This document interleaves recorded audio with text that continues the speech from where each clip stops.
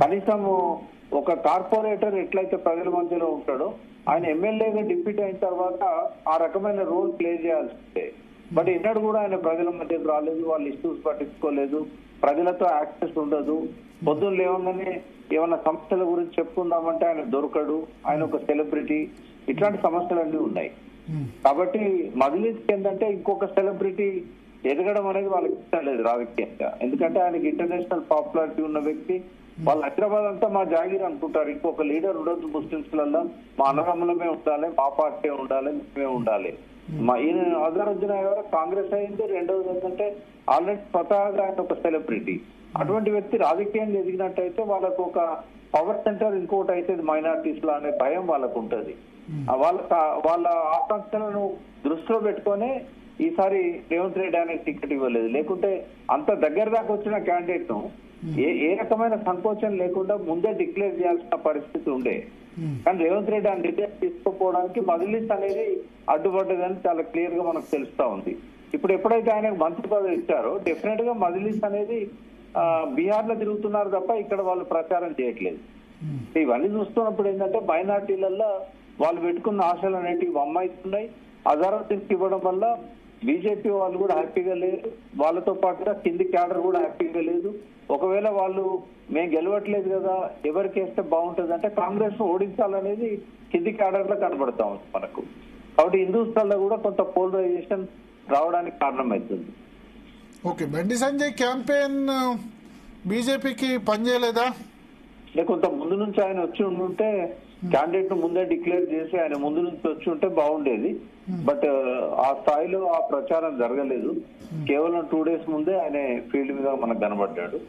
కొంత ఉంటుంది, ఆయన ఇంపాక్ట్ కొంత ఉంటుంది, లేదని నేను అనను. కానీ ఆ పోలరైజేషన్ కు అది ఉపయోగపడ్డది కొంత వాళ్ళకి.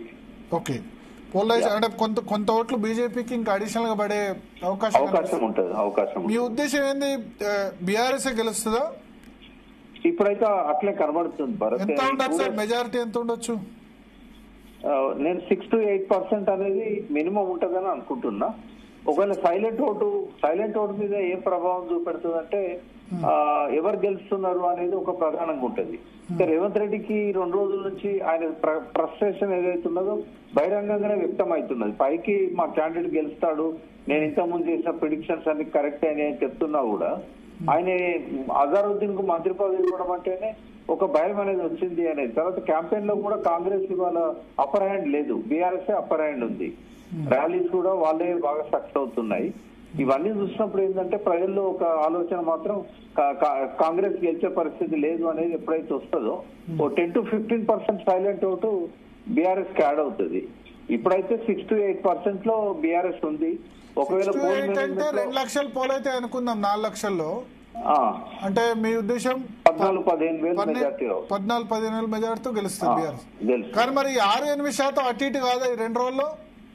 ఒక 1 to 2% మాత్రం ఇన్ఫ్లుయెన్స్ వల్ల అవుతుంది కొంత, పోల్ మేనేజ్మెంట్ వల్ల.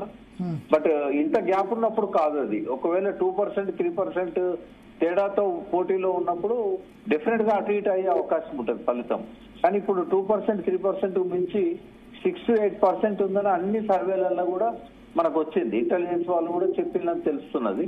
అంటే వాళ్ళ సర్వేలను అయితే 11% బీఆర్ఎస్ అప్పర్ హ్యాండ్ ఉందనేది రేవంత్ రెడ్డి గారికి వాళ్ళు ఇచ్చిన రిపోర్టు కొంత బయటకు వచ్చింది.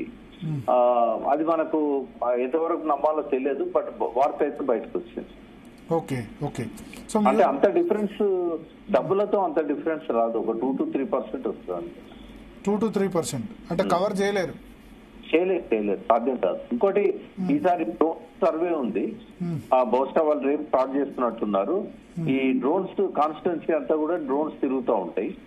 Election commission first time drone monitoring అనేది పెట్టింది.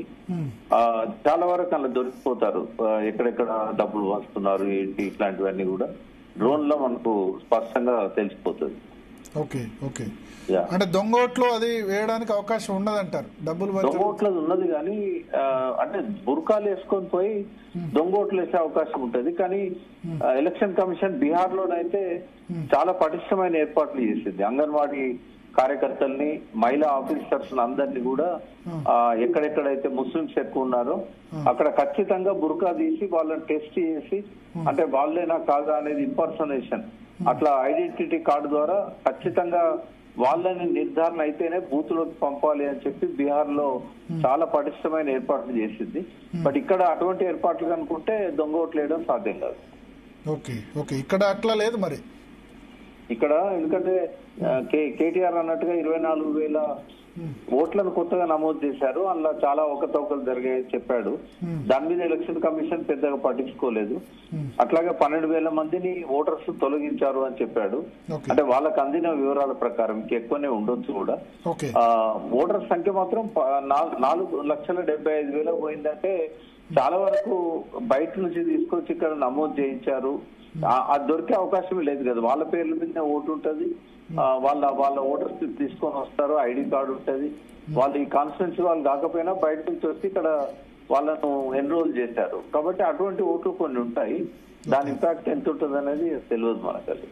ఓకే ఓకే ఓకే, ఒక 2-3 minutes లో మనం ఎండ్ చేయాలి శరత్ గారు, ఎందుకంటే ఎన్నికల కమిషన్ నిబంధనల ప్రకారం 6 గంటల తర్వాత ఈ డిస్కషన్ పెట్టొద్దు.